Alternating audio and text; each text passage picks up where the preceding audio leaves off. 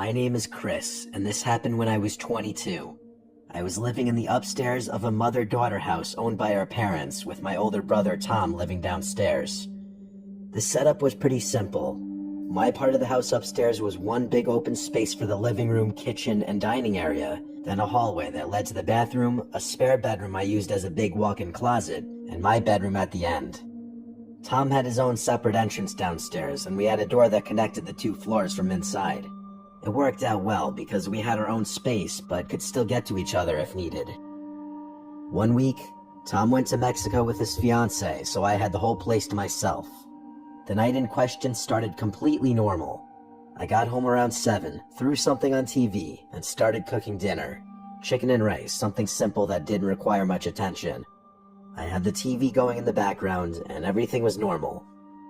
Around the time I was cleaning up, I thought I heard a noise from downstairs. I'm not sure how to describe it other than just a basic thud. Like it could have came from the wall, on the floor, I don't know.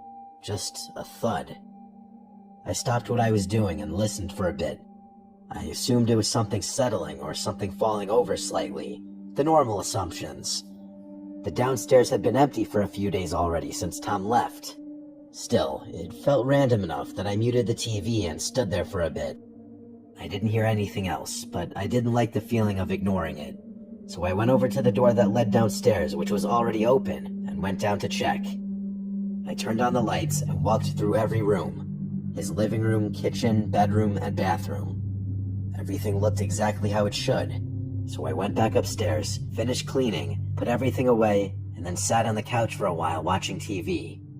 After maybe an hour or so, I got tired and decided to go to bed.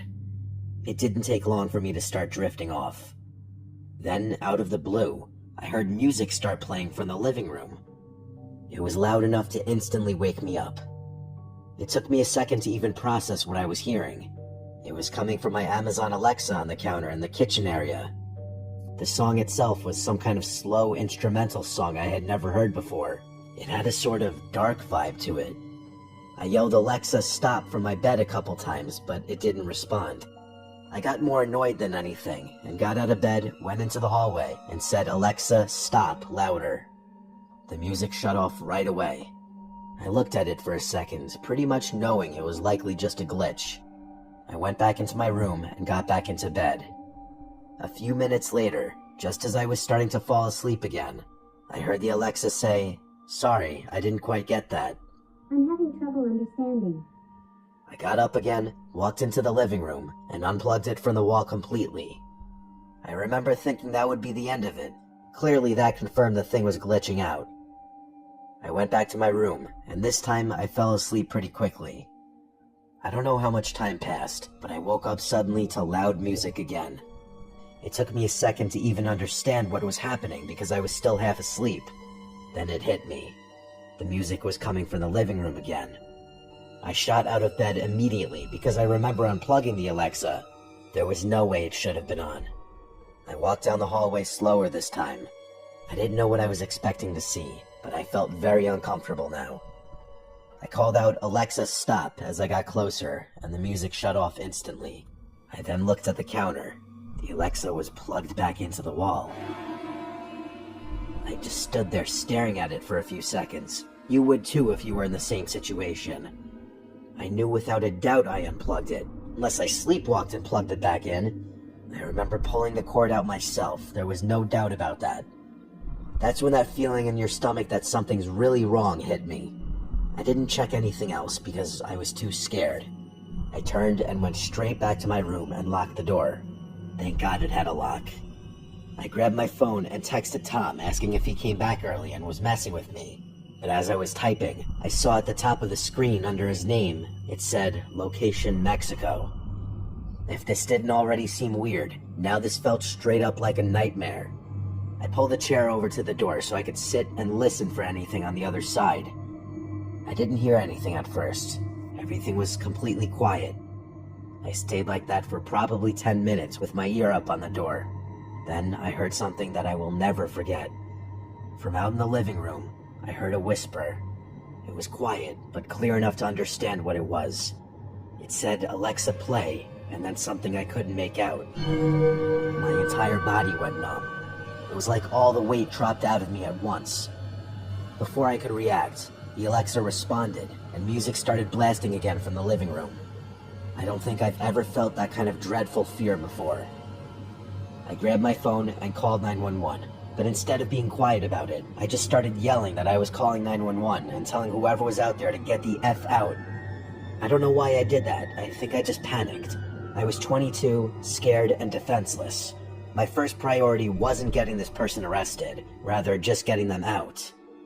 The music was so loud I couldn't hear anything else. I had no idea if the person was still out there or not. The operator answered, and I told them someone was in my house. When the song finally ended, I yelled Alexa stop again from inside my room. It worked.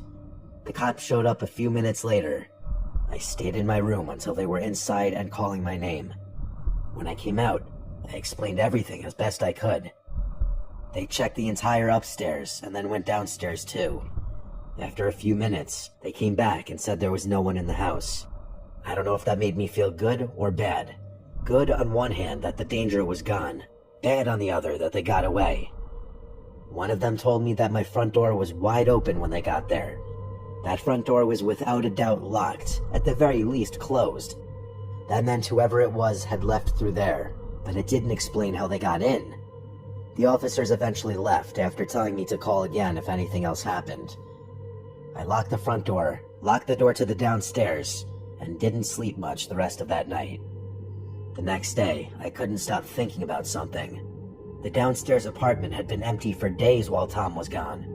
There was a part of me that couldn't shake the idea that someone might have been staying down there and just came upstairs that night to harass me and scare me.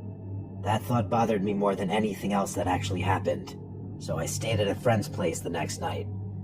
When Tom got back 2 days later, I'd already told him everything. We went through both parts of the house again and didn't find anything obvious missing or out of place.